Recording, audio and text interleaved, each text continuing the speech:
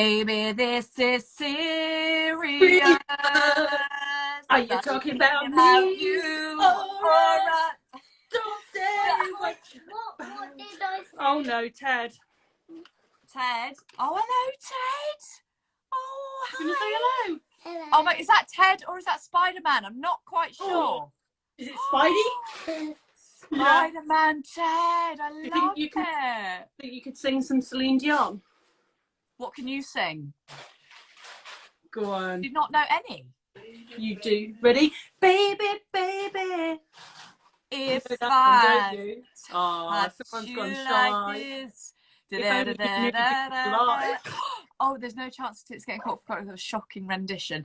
That's very true. We've got to be very careful of copyright, especially considering how talented we are with our singing voices. You cracked me up today watching you doing your light Instagram admin. Oh, honestly, like if you're not sat there listening to a bit of Celine Dion, then you're not living. You definitely aren't living. I didn't realise that you were such a massive fan. Do you know what it all stemmed from? So when I was a kid, I just remember my mum and dad having this like huge mahogany looking ugly dresser in the dining room, and they had like this really big stereo, and the only CDs they had were their CDs. Like I don't know if they were CDs. I think they were tapes. Oh, yeah, tape. Was it a MIDI hi-fi where it was like the stacked things and you could put two tapes in? And I just remember, oh no, we've frozen. I'm not sure. I just remember it was really big and bulky, and I had the likes of Elvis, Celine Dion, Barbara Streisand. Oh, honestly, great. I just used so great, and I literally just used to put them in, and I'd dance around the dining room. My brothers would be looking at me like, the fuck is that? And yeah, like it just stemmed from there, and it really made me laugh when I've seen these reels like, oh, look at my mum in the 90s singing to Celine Dion, and now I'm singing to them, and I'm like, I was singing to that when your mum was singing to it. Like, come on. I love. Did you get all your admin done? I think so, mainly. I mean, whilst your mum was doing your ironing, like. Is that the cancer card that you play on her? You're like, oh, mum, I'm a little bit cancery. Can you come do my ironing? Do you know what? I've always been a massive lover of ironing. I actually really love it. I know I'm very weird in many different ways. But do you know what? I am very good at folding so that I don't have to iron. Oh, no, I don't iron anything. I mean, it's the biggest waste of time because once I put it away in the wardrobes, they're that full. It just gets creased again anyway. But I don't know, I've always found it really therapeutic. I just can't stand there because I'm one of those people that the ironing pile just goes boo, boo, boo, boo, boo, boo, boo, boo. Like, mine doesn't do that because I don't have an ironing pile. Comes out of the washing machine, dries on the airer. Steffi, she doesn't iron either. And look, Kaz doesn't iron either. No, it comes off the airer. I fold it like a ninja, so it almost folds the creases out. Wow. Job done. Oh no, life's too short, love, to be ironing. Do you know what? And I did figure that, and to be honest, so it took too long, and I just can't stand there for that long now. So my mum, bless her, she really likes ironing too, so she actually enjoys doing it. Do you know what? Years ago, I was going, we've got like one of them big like larder fridge freezer things, and all our shit is on top of the fridge freezer, and this is about 4 years ago now, before my diagnosis, and I opened the fridge door and the iron was on top of the fridge, and it can't have been on it very it was like it was like sat half on the top of the fridge and half on the top of the door of the fridge. So when I opened the door, it must have fallen. Anyway, it fell and it cracked me on the collarbone here, right? And I had to go to A&E just to go have it looked at. It was so weird. So they scanned me all like here, and the doctor said, she said, there's no damage to that. but I've seen another consultant. She wants to come and have a chat with you. So can you stay on? I'm like, shit. right.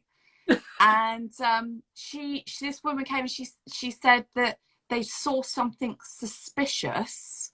And it was that side, yeah. And I think that maybe they saw like precancerous something. They basically said my immune system for some reason was going wild and that I need to get it looked into. And I didn't then go and get it looked into. Literally, your immune system's going, fuck off, cancer. Yeah, fuck yeah. off, fuck off, fuck off. Yeah. And I thought it was just going, fuck off ironing.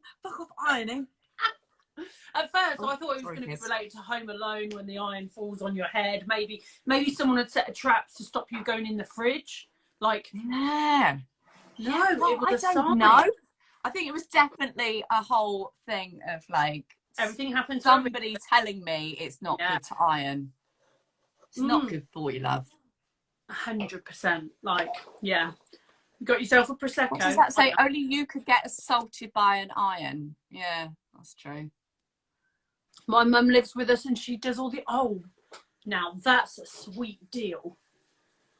Could you imagine? Your mum lives with you and does all the ironing. That's good if you get on with your mum. Yeah. If you don't, then that's... Your mum looks so young. Do you think? Not that I don't think she doesn't. In fact, I'm going to give mum a shout out because bless her, she's just the sweetest lady. So she said to me earlier, she was like, I'm going to go to Tesco's and get a Dr. Pepper. I was like, what are you getting a Dr. Pepper for? She went, I'm going to drink it when I watch you live later. My heart. I've had a Dr. Pepper for years. Oh, she loves it. But she has to have sugar-free because she's diabetic. Oh, right, okay. So she watch all your lives then? All of them. Yeah, she watches. She watches them on the night, and then obviously because I am known to go on a bit, aren't I? Wow, that's what I think everybody loves about you. Just a little bit. So I love that she pulled you up for effing and jeffing. Honestly, when I said that earlier, and she had the iron in her hand, I don't know if you heard my squeal, but that was a genuine squeal with fear. That you thought she was coming for you. But I was backed into a corner. There was nowhere I could have gone. Like, what I should have done, said it where I had a running route to run away. Foolish. I you should have done it. Yeah. Iron. It was that slow turn around, like. I'm on a swinging chair. It was that sort of look that you remember from when you were a kid. When you think, shit, I really am in trouble now. Yeah. I also am very much enjoying your wallpaper, which somebody else has just said. Very cool. It's awesome. So a lot of my followers especially are going to know that I'm obsessed with the designer of this. So Eleanor Boma, she's from Manchester, and she's like I don't want to go into too much because I will look like a stalker, but she started selling illustrations and things like that, and I was there from day dot. I was there when she had you're like the OG crew, like 9,000 followers, and I just stumbled across her and was like, oh my god, I love it. And then I've since just ploughed all my wages into her. And honestly, like, it's just been so great watching. Right, what's her name again? I'm going to make Eleanor a note. Boma. Eleanor Boma. Boma, Bowmer. And honestly, like, watching her business grow so she had sort of like a little studio in her house. Now she's got this big warehouse in Manchester. She's freaking awesome. I mean, we've never met, by the way, but she's like my best friend. But she's not. That's so nice. No, she doesn't know that she's my best friend. All right. Oh, okay. That's slightly stalky. That's a bit stalky. Yeah, she's just so cool. And when you are so invested, like, in somebody, and you want them to do well, and she's absolutely smashed. So she's designed this wallpaper. This is actually one of her old designs. A lot of people call her the mug lady now, because she then went on to design mug lady. Some really funky mugs. Most of my mugs are from there, to be fair. And a lot of people will know her through her mugs. Really? Okay, I'm going to look her up. I'm going to look her up afterwards. They know us through our jugs, but we know her through her mugs. Like, You do the jug, she does the mug. You should do a collab and God. do a jug mug. Yeah. Or a jug, like a juggy jug. Do you know what's hilarious? Or a jug with jugs on it. So the best PR package I've ever received came through the post this morning, and it was from her. So honestly, what was it? So I haven't opened it yet because I wanted that reaction. But so obviously, if I'm going to film it and whatnot, I want it to be a true reaction. But when she messaged, I honestly thought it was like the Queen messaging. I was like, Taylor, you'll never guess who's sending me a PR package. He went, who? I was like, Eleanor. First name terms and everything. Oh, that's so cool. Really Speaking of, so she's obviously flying, as are you on Instagram. So were you on Instagram before cancer or no? I was. So my Instagram was very much a private thing. I had a private profile, just friends and family, you know, a couple of people that I like to stalk, and maybe there's a running theme here, I don't know. but were you doing like Insta lives and all the rest of it, or Hell no? No. I remember doing my first story, and I think I was talking about my mastectomy, and it just, sorry, that's the beer machine. Beer machine? Yeah, we've got a beer machine. I bought it for Taylor for Christmas, but secretly I love it too. But it's very noisy, very noisy. It sounds like he's farting in the other room. I know. Honestly, dirty boy. Dirty. Dirty boy. Yeah, so my Instagram was just standard, closed, private account and whatnot. And then I started to share. What I found is it was so much easier to share with people through a post. It was never stories, it was never anything like that. It was just a post, right, I've been for this, these are the results. And it was just a really easy way of telling all my sort of like friends and family. Yeah. And I guess I just started to talk about it a bit more. And then I have sort of messages from people that I know saying, oh my God, I didn't know that. Like, thank you so much for bringing that to my attention and things like that. And it just spiraled from there. And I took the leap of faith to make my profile open. Right. Which for me, in the career that I do, was a really big thing. Yeah, I bet. You want to keep your life private as much as possible, especially when you work in the public sector. You want to have just that for you, and obviously with security and things like that, you want to make sure that. And are you advised at work not, you know, to keep stuff like that private? Oh, yeah. Like, I can't openly say what I do. I mean, I don't work for MI5 or anything daft like that, because there'd be a shotgun go through my window at the minute. But yeah, it's just one of those things that I'd love to talk about because I'm really proud of what I do. However, it's not something that I can openly talk about and whatnot, and I have to respect that. I mean, read between the lines and stuff, you know. Yeah, it's one of those. But yeah, I think me opening my profile was a huge thing because I've always been I've always been an open book, but on social media and online activity, it's quite a broad place, and it can be quite scary sometimes. Kaz, I am not a stripper. That only Kaz, absolutely only Kaz could say that. So yeah, it's kind of, sorry. What I was really interested in then as well was, how much has your life changed now in terms of work and everything else? Do you still work, or have you chosen not to carry on? So I'm currently in the process of deciding which avenue I'm going down. So at the minute, work have been fantastic, and I can't thank them enough. Yeah. So I'm still undecided at the minute, because I've always loved what I've done. Yeah, and it's very much a part of who you are, isn't it? Oh, 100%. But I can no longer do what I wanted to do. in that position. And that's kind of where I'm at the moment. I didn't join the job to sit in an office. No, because you didn't. I'm not that way. Yeah. But and actually, you probably, being a mum as well, you probably especially don't want to go and sit in an office doing a sort of a job, not the sort of job that you went into in the first place, to then be away from your kids. And it is, again, I sort of always like refer to it as a bit morbid, but it is the reality. Like, I have seen countless women of a similar age who are living with secondary breast cancer die like that. And what I don't want to happen is for that to happen to me. And I pray to the gods that it doesn't.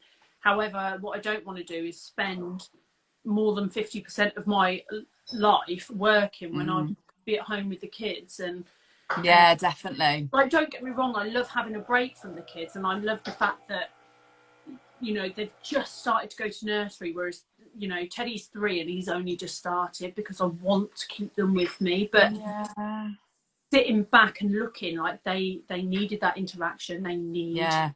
So is Teddy your youngest? No, Teddy's the middle one. So I've got Violet, who's just turned 2, Teddy's 3, and then Ivy's 9.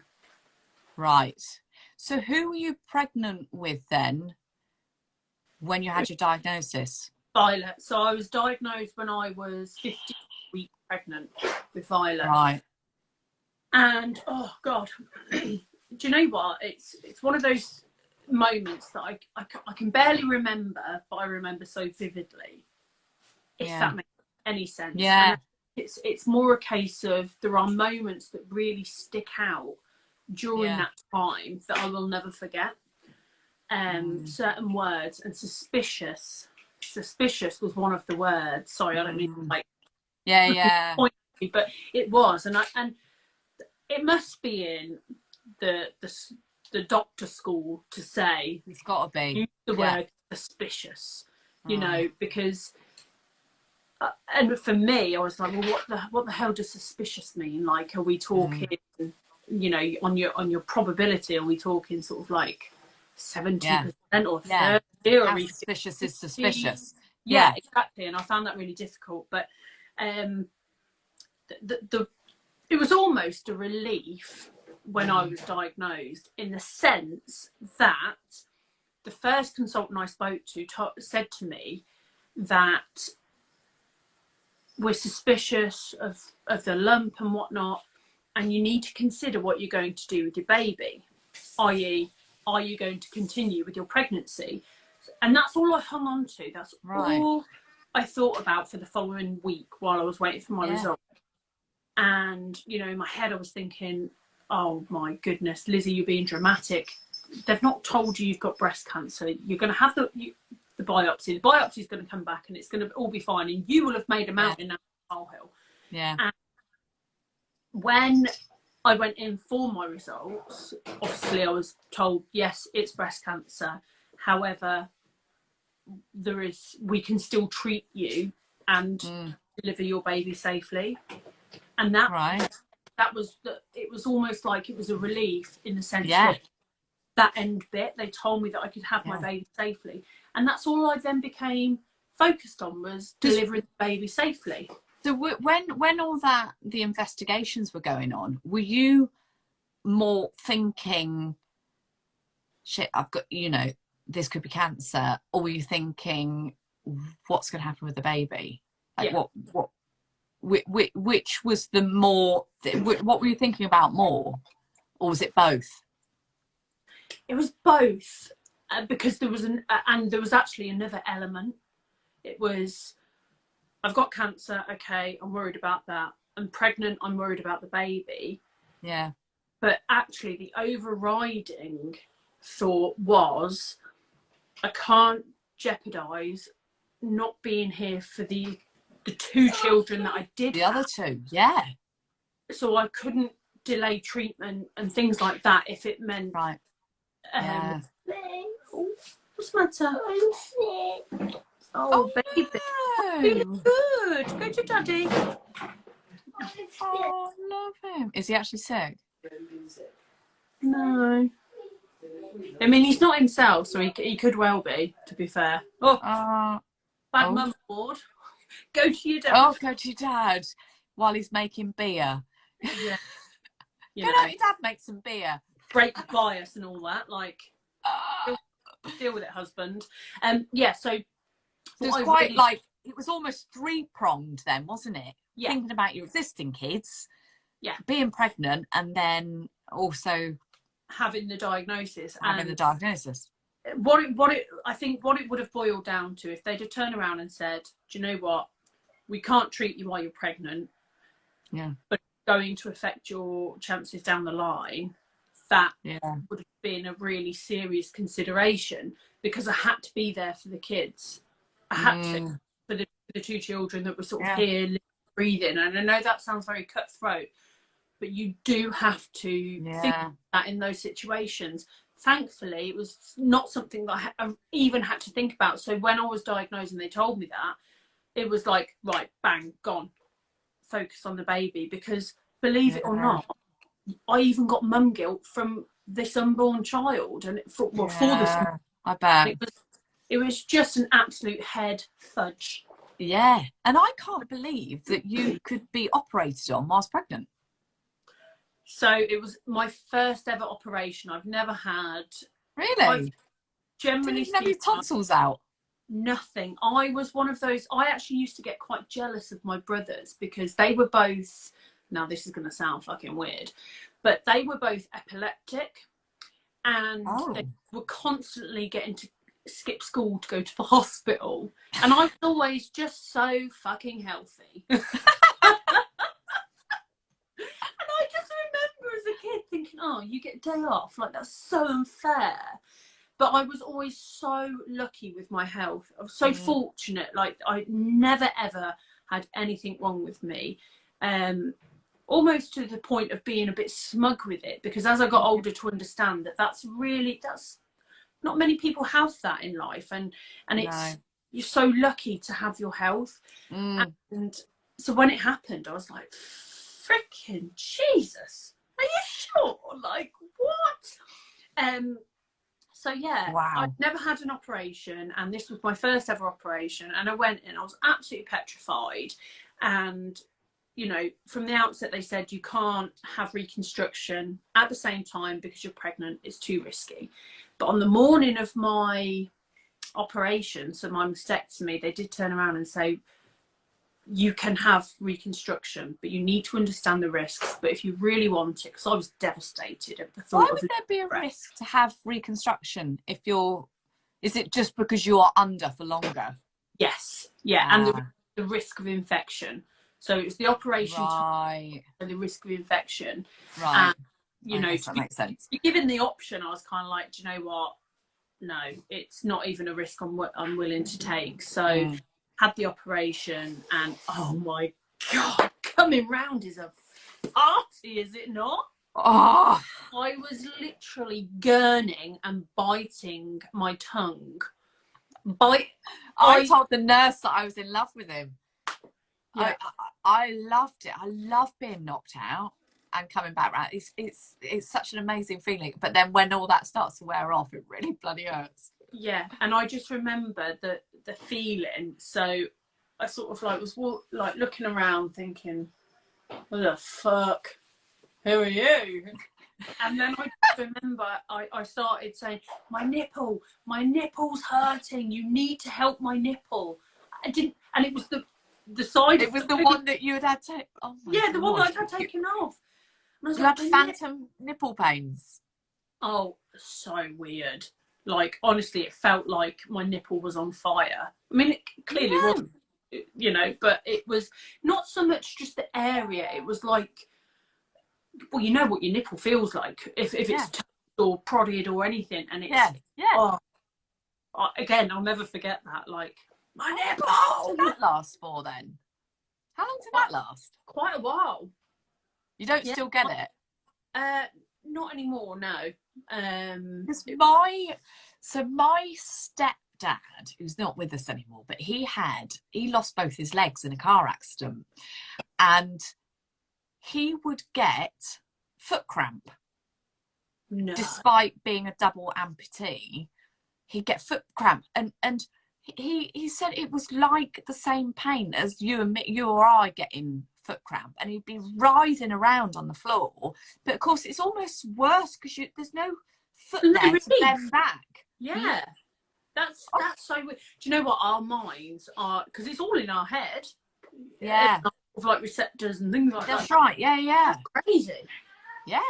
So actually, I guess it makes sense that you had nipple pain. I've not had that. I've not had it. Yeah, it's just one of those things. Whether it's because I was high as a kite, I don't know. But could be that. I always remember that. And yeah, do you know what? It's how I was then when I had my surgery to how I am now. I'm like, dude, you've done well. Yeah. Oh my God. Have you in ever? The sense that how I felt, because I was so ashamed, and I actually considered telling people that I was having a lumpectomy and not mastectomy, because I didn't want people to look at me and think, have you got one, like, and know that I've got one boob. It was just really sort of like in my head that I can't. And obviously, not only that, I have pregnancy hormones to deal with as well. Oh my God, of course. Which they are mental. They're crazy. Yeah. So you had it all going on. And how did it feel to you going flat? Like how long did that take for you to sort of get your head round? So at first, well, when I was going through my consultations for the surgery, I actually said I don't want a clear dressing because I don't want to see it. I don't want to wake up and see the scar. What I need to do is I need to wake up and get used to being flat. I don't need to see it. I just need to see the difference. Yeah. And when I was having my dressings changed, obviously Taylor came in with me, and the nurse was like, "Oh, are you okay with him seeing?" I was like, "Yeah, I'm okay." And he looked at it and I didn't. Excuse me. And when I got home, it was almost like I have FOMO. Like, right, that you had seen it. I was like, well, you've seen it. I want to see it. Like, so I did. And that evening I looked at it and I was horrified, because I think the type of dressing I had almost suffocated the scar and the stitching. So everything was, you know, when you're in the bath for too long and you go really wrinkly. Yeah. Like that. Oh my God. It was awful. It couldn't have looked any worse than it did when I looked at it. That's how I felt with mine, and mine was very black and blue, very bruised as well. Because I did have immediate reconstruction, but it was an expander that they put in. So to begin with, when they put the expander in, it was still flat. And then over time, they slowly inflated it. Yeah. So I was flat for a while, and yeah, I just remember thinking it looks like a 5-year-old's taken it off. Yeah. Like there was nothing, you know, it looked butchered. Oh God, yeah. There's nothing. You know, when I see some mastectomy scars, I'm like, gosh, that's so neat. Yeah. I mean, it looks a lot neater now. Yeah. I mean, mine does, but going into my armpit, it's very lumpy and bumpy. And, no disrespect to my surgeon, but I just think, why doesn't mine look like theirs? Because surely it's all the same sort of thing, but it must not be. So I've got one of them really annoying tickling. Frog in your throat, love. Oh, bless you. Yeah, and it was really difficult, and I couldn't look at myself with no clothes on, and it sort of like really affected my my confidence. The thought of having a sexual life. Like, ew.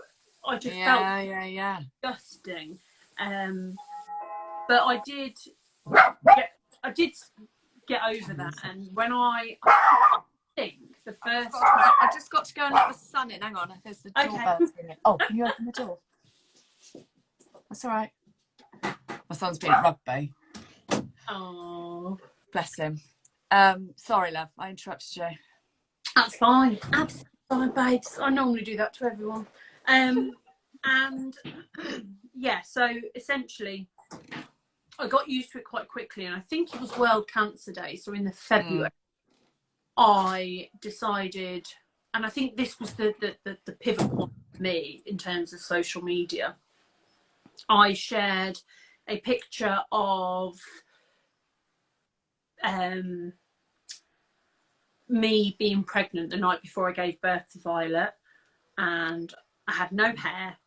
I was still pregnant. I had one boob, obviously, you know, covered my modesty and whatnot. And I just said, "This is cancer. This is Wow. can look like." And it just went a bit crazy from there, really. And Wow. I sat there that night sobbing. Did you? Absolutely sobbing. Sobbing with what sort of relief, in a way that you've just put it out there and you're. And it was a case of, do you know what? When I was told that I had to have a mastectomy, I saw nothing. So I tried to search things on Instagram. I tried to search online, and I couldn't find anything that I could relate to. Don't Google mastectomies because you'll have nightmares. No. And from that moment on, I felt like that's what I needed to see when I was diagnosed and told that I had to have that type of surgery. I needed to see that, and it's all just sort of like stemmed from there. Like, I want people. We're never going to be able to stop people from being diagnosed, but if we can help people along the way, and sort of, I'm not taking away from the surgery because it is horrific, and nobody wants to go through that. But sometimes you can't change your fate. You can't stop it from happening. And I genuinely feel like, let's learn to live with it. Also, you were so young as well. Were you 29? I was 29 when I was first diagnosed. Right. And I'd only just turned 29 as well. So I was diagnosed a couple of weeks. Still in your 20s, pregnant, had a mastectomy, about to give birth, already a mum of 2, and you've got breast cancer. I mean, it's if you think it's made up. Do you know what I mean? Like, it's just so. Even now, when I don't know. And it is one of those things that I'm just so blasé about now. Like, that's just my life. If I think back to when I was 28, for example, my gosh, I had no worries. I was so carefree. You know, what I thought were problems back then, Jesus Christ, I know. Myself. Yeah, it just definitely puts it all into perspective, doesn't it? Yeah. The amount of people that you would have helped, though, with that picture. Did you think about that at the time? No, it was more. It was more for me. Yeah, it was more for me, in the sense that I wanted to be proud of who I was then. Yeah, you know, I got all of these changes, and do you know what? When I look back, it wasn't losing the boob that really affected me. It was actually losing my hair. That was more traumatic to me. I would never have known that at the time. But when I lost my hair, that was it. That was Lizzie gone. And I found it so difficult. Like, my boobs didn't make me as a person. And to be honest, thinking back now, my hair didn't. But at the time, it was such an issue for me, because I remember one Christmas. So the first Christmas after my diagnosis, I was getting really hot and sweaty, and just like, it was freezing outside. It was cold in the jumpers and stuff. We were sat around my mum's house playing cards, and I was so warm and uncomfortable, but I didn't want to take my hat off, because I didn't even sit there in front of my family with a bald head, because I almost felt like a bit like a clown. And I know that's very brutal, and that's just the way I perceive myself. And I could look at other people with a bald head and not think that, and I think they look beautiful. But on me, it was I can't handle it. I cannot handle what I see in the mirror. Do you still find it hard looking at pictures, or not? Yeah, I do. What I started to do was, what I wanted to do was take a picture of my head every day for a year, speed it up, and then see it grow. Did you do that? I got about 5 weeks in, and I couldn't bear to take another photo of my bald head. It was just, I had it in like a secret, like not in a secret folder, but I had a folder on my phone. Yeah. And I just couldn't bear to take another one and add it in there. And it was actually a really negative impact on my own sort of like mental. Well, good for you for. So I've stopping doing it. Yeah. But I don't need to document this. No, but your hair looks amazing now. So my hair, do you know what is? I mean, I've had a lot of fun with my hair and how it's grown. Yeah. And do you know what? Again, that's almost like a coping mechanism for me. If I can make myself laugh, and that's what it comes down to. I have it, and I have fun with myself in the sense that, oh my God, like that's my humour. I like looking at funny things. I like, you know, a bit of dark humour, taking the like never too serious. And the fact that other people found it funny was like, and all relatable as well. Like I want totally. Like, start sharing the unspoken, and like you know, we can all be really happy that our hair's growing, but we don't have to like it. We don't so true. And it's a case of, you know, when your hair starts growing through, it's not the same hair that you had. No, God, no. And it's, people will say, oh my gosh, your hair looks amazing, it looks great now that it's growing. No, it doesn't. Okay, I look like a fucking raccoon, like hedgehog. I could give you so many things I look like, and I just genuinely feel it's one of those things that you should be thankful for, but you can resent at the same time. Just sort of like putting that out there into the universe. I just think that maybe people will think twice and saying, oh, your hair looks great, I think you should keep it short. No, that's a really good point. That's a really good point. Because I know they're looking for something positive to say. I know. But sometimes it's better not to say anything and just be like, oh, you must be so pleased it's growing, or, you know, we don't need to give people a compliment that person really doesn't want to receive. It's one of those things. So it's hard, isn't it? I think it's always hard for people to know what is the right, you know, thing. It's so difficult even now. Sort of having had primary and now living with secondaries, like, I still don't know what to say to people because I'm a different person to that person. Yeah, that's true. What I want to hear isn't going to be what they want to hear. Yeah. So there is no right or wrong thing to say because you don't know how that person's going to sort of receive that gesture. And I just think, be open and honest. That's all you can do. So after your primary diagnosis and you gave birth and everything, how long after that was it that you had the secondary? So I gave birth in January 2020 and finished all of my active treatments. I had to have more surgery in the April. I then had radiotherapy. So I finished around about July 2020. And it was... So that was in lockdown? Yeah. So I finished chemo on the week before we went into lockdown. Wow. I was like, are you joking me? Because I kind of, with young children, I went into my own little lockdown when I started. Yeah. I was so headstrong in the sense that I wanted to start it and finish it at a certain point. And I didn't want anything to delay that. So didn't send the kids to nursery. Well, Teddy in particular. Obviously, Ivy still went to school. But I was very much, we won't go anywhere. We won't do anything. I don't want to pick up these germs because in my head I was going to be sort of like really immunocompromised. And we were in lockdown for as a family from November 2019. Wow, yeah. All I was looking forward to was like sort of reaching a bit of normality, of seeing people again and whatnot. And then, yeah, a week later we went into lockdown, and that was just, it was just horrendous, to be honest. Now the cats are fighting. Were you lot? My God. It's not all going on in your house.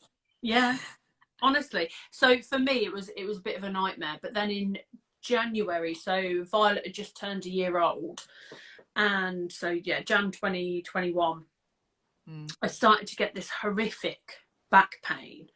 But I think I'd been having it, but just thought I'm on letrozole and Zoladex, and obviously with them suppressing all of my hormones, that's going to have an effect on my bones. Yeah. So, but it got to a point where I couldn't walk. I couldn't sit, stand, and I high up your back or low on your back? Low on my back. It was like just I literally couldn't straighten it. So if you imagine my spine here, I just had to be in that position. So my legs are sort of like here, and my back be in that position. To try and do that was just horrific. But I managed to get myself to the hospital to the breast clinic for a checkup. And you know, they told me, I was 30 at the time, you're very young, it's very unlikely to be metastatic breast cancer, you just don't fit that profile. And in my head thinking, yeah, but I never fit the bloody profile in the first place. Like, the fact that I'm here following my initial diagnosis, like, surely that would be a red flag, but apparently not. And they offered me an X-ray. So I had my X-ray, and of course it showed nothing, but it was never going to at the end of the day. And why would it not show anything? Because the wrong type of X-ray. Yeah, wrong type of scan.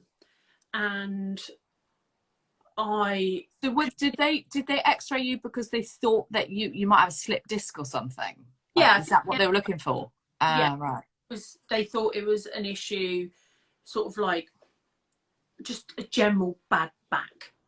You know, general wear and tear. And they actually said, oh yeah, no, it's just general wear and tear. Again, in my head I was thinking, gosh, I know, like, I'm 30, like, how much wear and tear are you going to have at the age of 30? Stopping you from actually, I couldn't sit, I couldn't lie down, I couldn't stand, I just couldn't move. Did you feel like you knew in your gut that there was something more to it? No, because they actually made me feel really silly for going there. Really? Yeah, and I just thought, you know what, okay, fair enough. And they said, come back in 6 weeks, we'll discuss it more then. I went back and they had no idea why I was there, and it was just so disheartening that but then I felt like a big waste of time. They were like, why are you here? Like, we don't understand. And I was like, well, I had an X-ray 6 weeks ago and I was told to come back in. They were like, oh, what? Why are you here?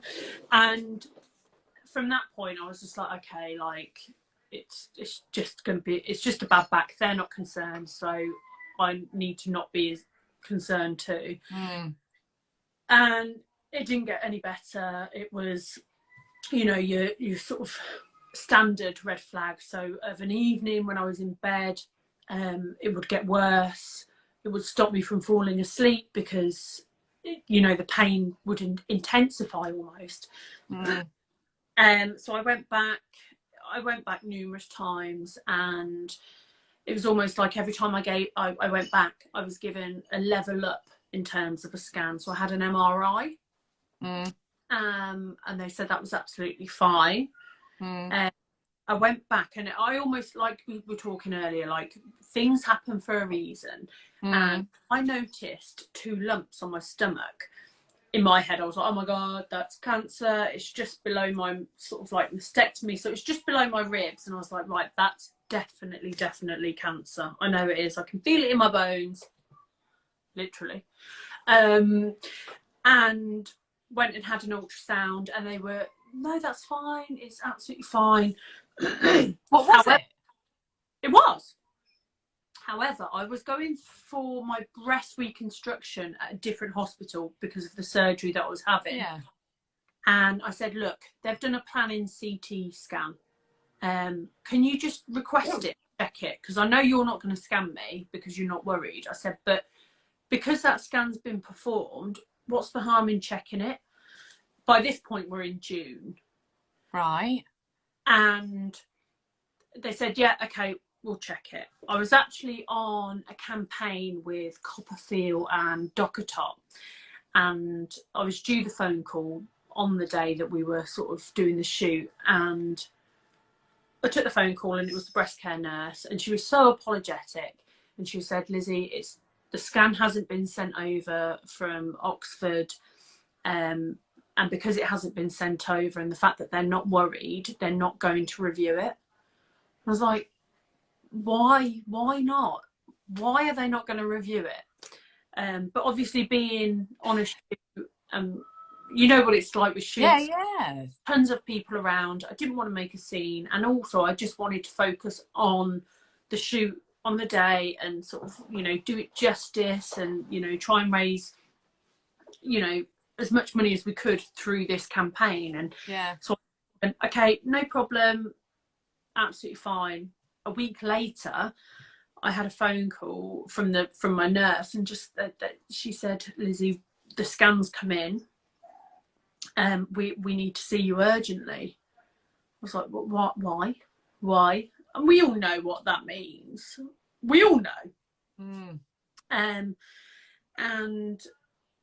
the funny thing is that this was July at this point. Oh my God. When I saw the consultant, I still remember it, and it was like, we're not concerned. But essentially what had happened is, just before I finished chemo, I had a CT scan, more for my peace of mind, because I was expressing to my oncologist that I was a little bit worried that, you know, how do we measure the fact that the cancer's gone? Obviously, with having my breast removed, that removed the cancer, but how do we know it hasn't gone anywhere else? Because it did travel into my lymph nodes. I just want to know that it's all gone. And she said, fine, we'll do a CT scan just for your reassurance. Yeah. So as it all transpires, I actually had a lesion on my spine in 2020 when they did that reassurance scan. But they never mentioned anything. And then when they reviewed this planning CT scan that I'd had for something completely unrelated for my reconstruction, they noticed that this lesion had tripled in size. Oh my God. So of course they had to bring that to the table. But they were still very much adamant. This doesn't look like cancer. It doesn't look like cancer. It's fine. Everything's going to be fine. So they sent me for a staging CT and a bone scan. And in my head, I'm kind of holding on to their words. Everything's going to be fine. It doesn't fit that far. It's good. But I'm really glad they're taking me seriously now. Like, on one hand, I was like, about bloody time. And on the other hand, I was like, okay, hanging on to their every word. And yeah, it just all went, even a week before. So I was diagnosed a week after, I was re-diagnosed with secondaries the day after my 31st birthday. And just a week prior, they were still telling me everything was fine and they're not concerned. I just find it all so unbelievable. And the fact that you've been so like diligent in like going back and being your own advocate, you know, asking for scans and everything else, that it's just, they've massively do you feel let down? 100%. I think had they have acted in 2020 and told me, or just looked a little bit further into this lesion in my spine, it would have been a different. I will stand here and say there is nothing that could have stopped me from getting secondary breast cancer. But at that because point, that lesion was already there. Yeah. But at that point, there was only one lesion. Right. I now have 5.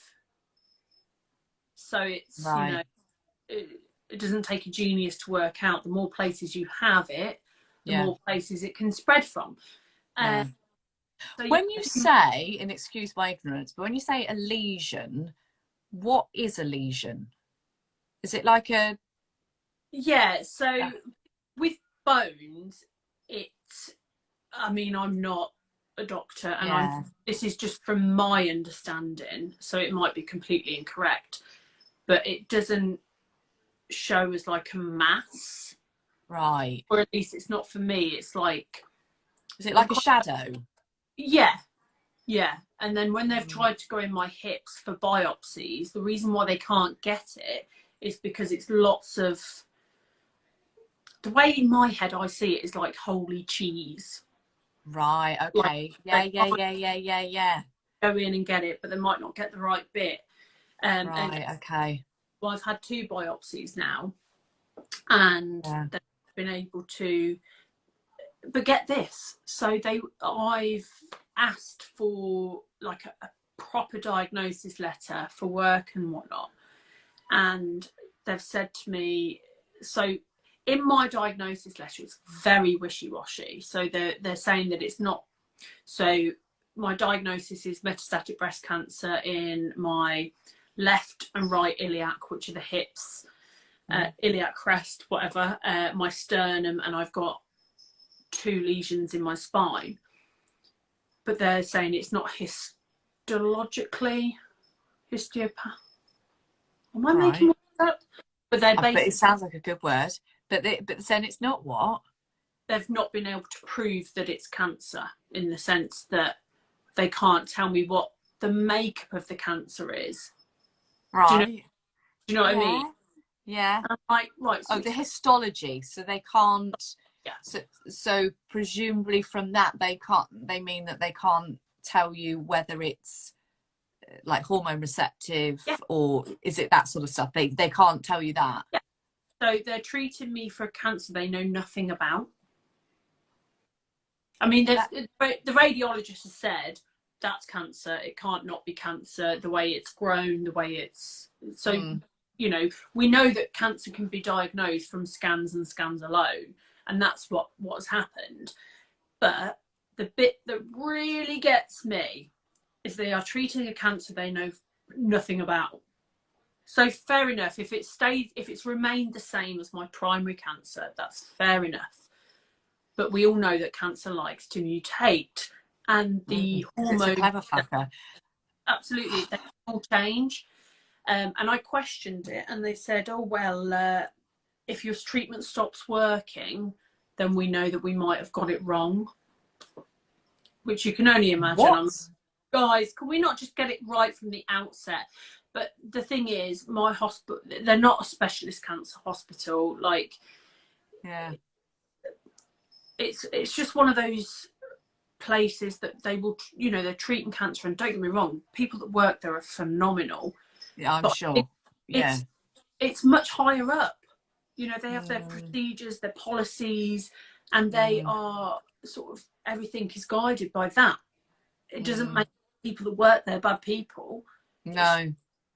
As a trust, it just seems so bitterly unfair that there aren't more investigations being done to try and at least target your treatment better.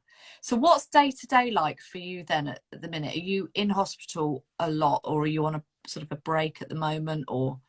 So I receive treatment every 4 weeks. So that's like I get prescribed my oral chemotherapy. I have to have 2 injections of fulvestrant, which forms part of my hormone therapy. I have to have a bone strengthening injection. Yeah. And then obviously my monthly Zoladex still. But it's the day-to-day pain that really affects my life. And I don't talk about it that much, in the sense that if I was to speak about every pain I had, you'd be like, bore off. Yeah. And do you sort of feel like it needs to be a bit mind over matter in a way that... 100%. Like, I'm sat here and my back hurts, but if I could go and sit on the sofa and it would still hurt, there's nothing that I can do about it. And obviously, I don't know how you do it. I don't know how you do it, Lizzie. I don't know how you do it. Like, how mentally are you not losing your shit constantly? I can't. I do have my days where I'm just like, for fuck's sake.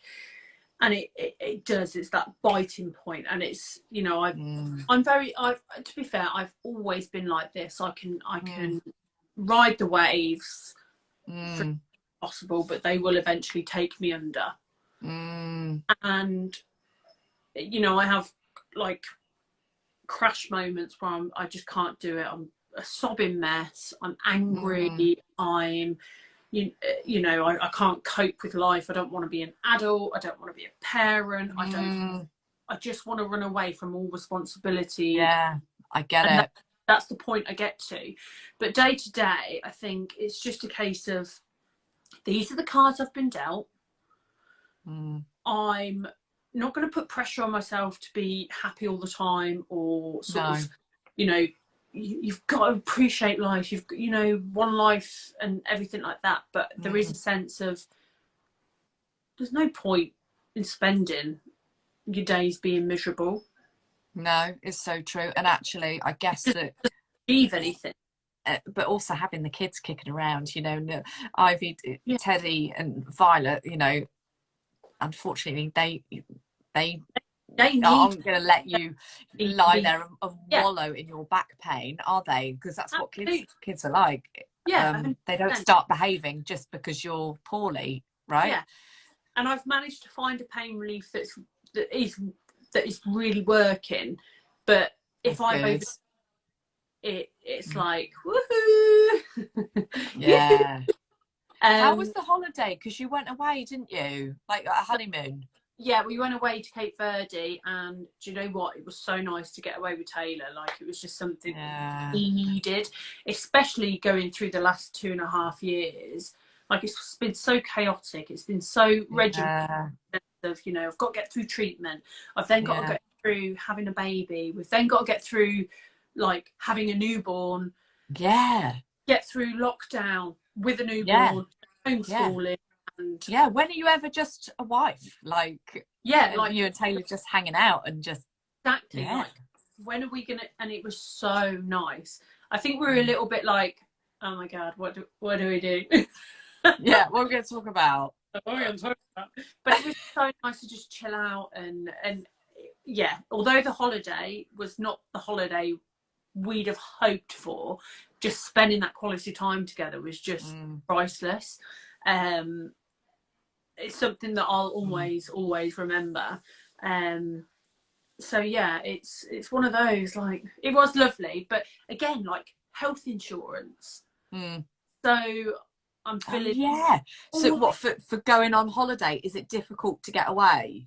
Oh, so difficult. So if you're living with stage 4 cancer, a lot of the time the computers will just say no.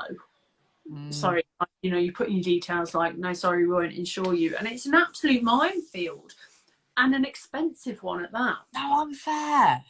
And it's like, dude, and a lot of people aren't working. Why? This is really distracting me. Why are people asking about expensive tampons?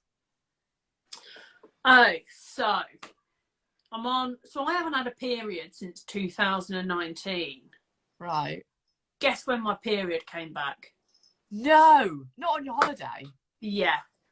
Yes. I know. Yeah. I was but like, you're still having the Zoladex. Yeah. I was like, what the fuck is this?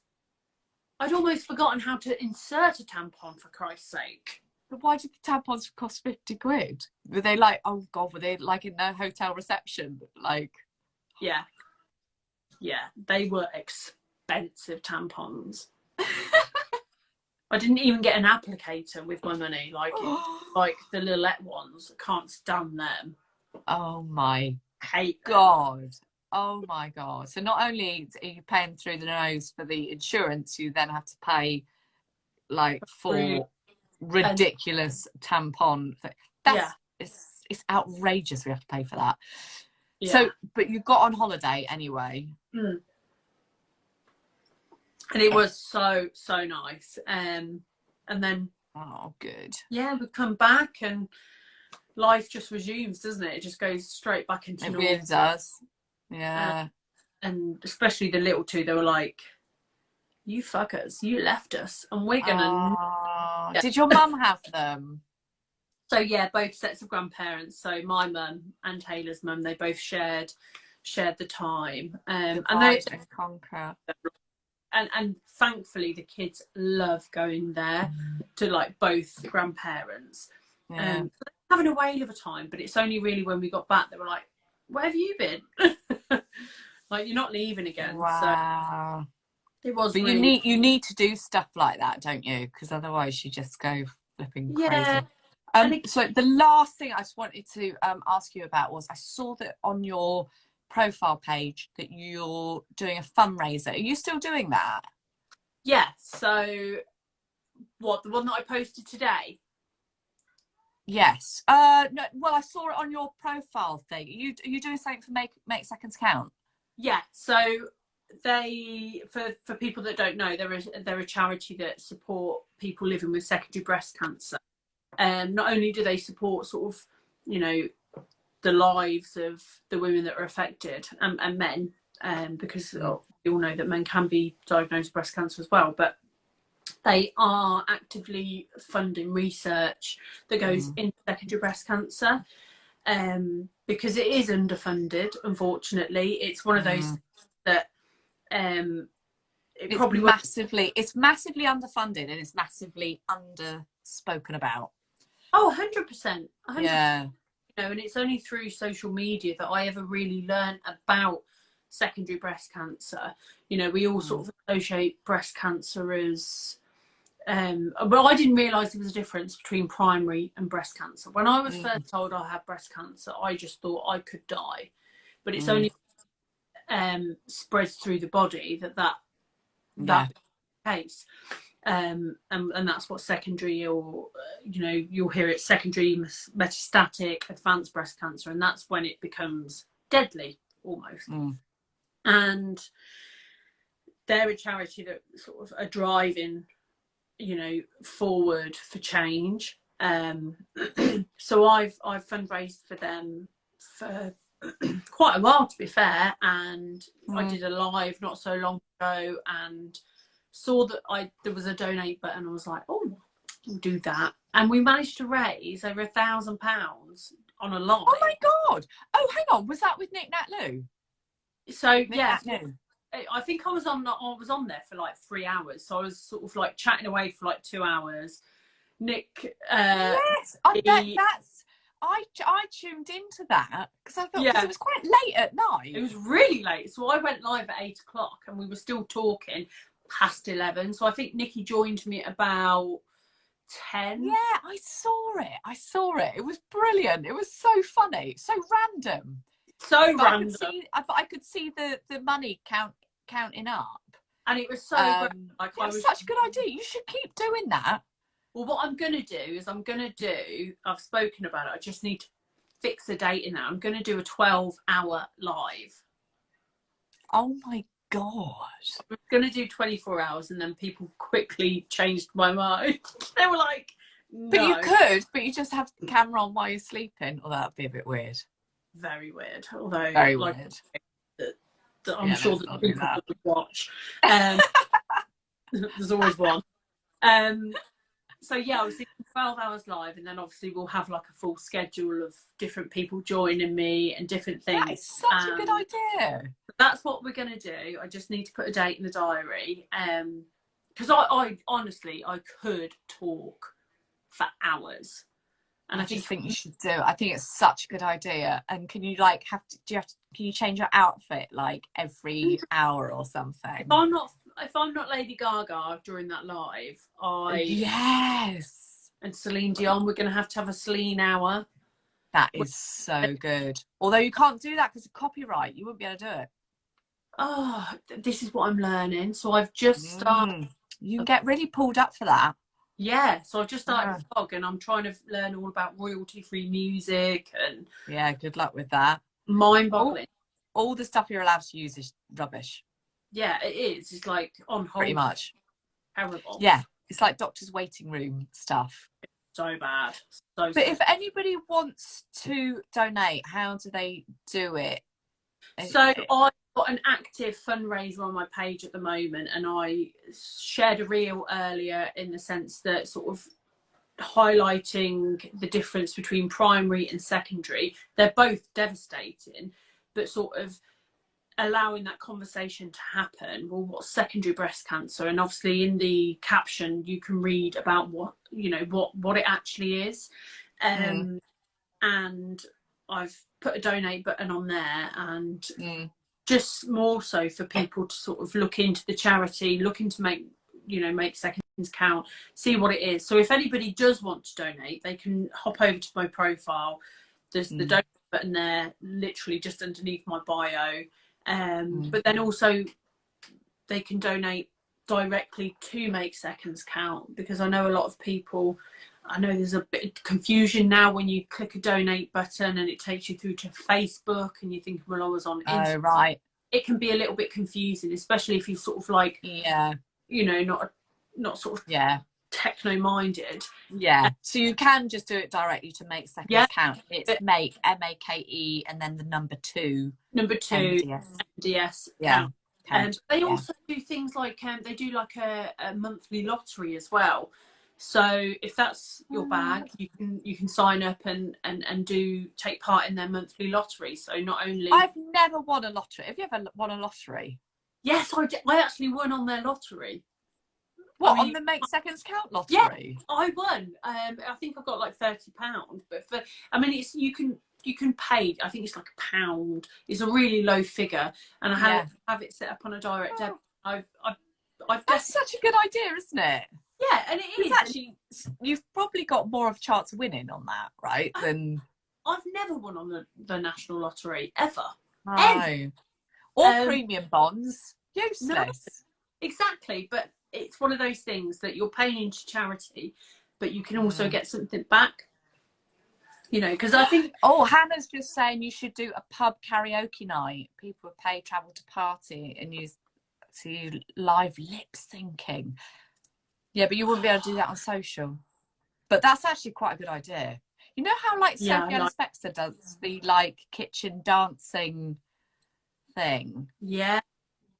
But she can do that. Brainstorm. Can't she? Yeah, oh yeah. Oh my God, why have you not had any number 1 hits? Oh, because I'm terrible. You're such an underachiever, Lizzie. I'm very bad at... And do you know what? My friends know me for getting the words wrong to every song. Oh. I can love a song and I will get them wrong. In my head, it must go in my ears. Get jumbled up. Yeah. And then you hear something completely different. Oh, 100%. It's been like that since I was a kid, and they still take the mick out of me now. My sort of old school friends are like, "Oh, Lizzie, maybe not lip."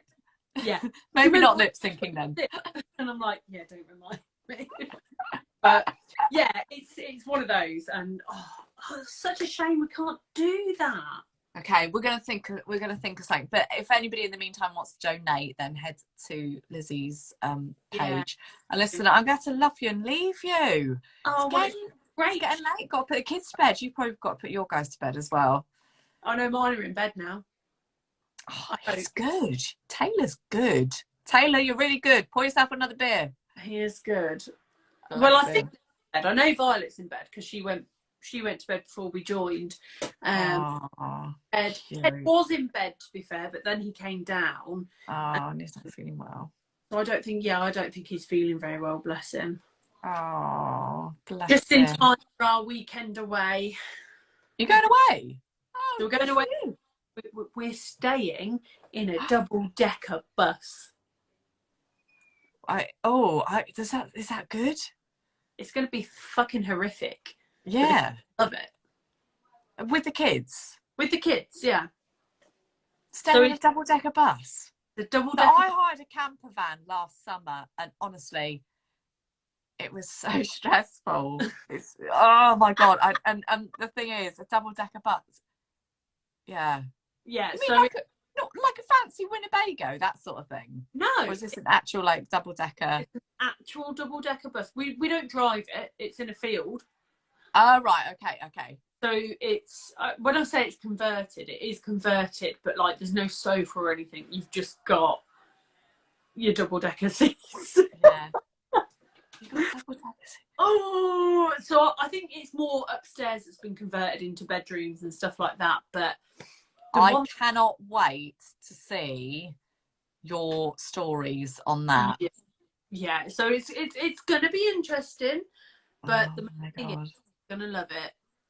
Yeah. You know, we can grin and bear it for a weekend. Yeah. Oh, the kids will love it. The kids will love it. It said on there that somebody's just said, lovely Kaz just said that good luck with your scan. You got picking up results tomorrow. Yeah, so obviously with secondaries you have a scan every 3 months to see what your cancer's doing, whether it's growing, Have a party, or whether it's spread, even. whether it's stable. Yeah. So my last scan was stable, which was amazing. And then I get my new set of results tomorrow. But it's been a long time. They've made me wait 2 weeks. You tell. Right, okay. Well, keep us posted, and we're all rooting for you. I will. Sending you so much positive love and luck, and thank you so much for your time. No, I really appreciate it, and I love your story. You're just bloody amazing. I've got no other words other than that. And I shall see you for another drink very soon. Yes, absolutely. Thank you for having me. That's right. Thanks so much for joining us, everyone. Take care. We'll see you soon. Take care, darling. Bye, everyone.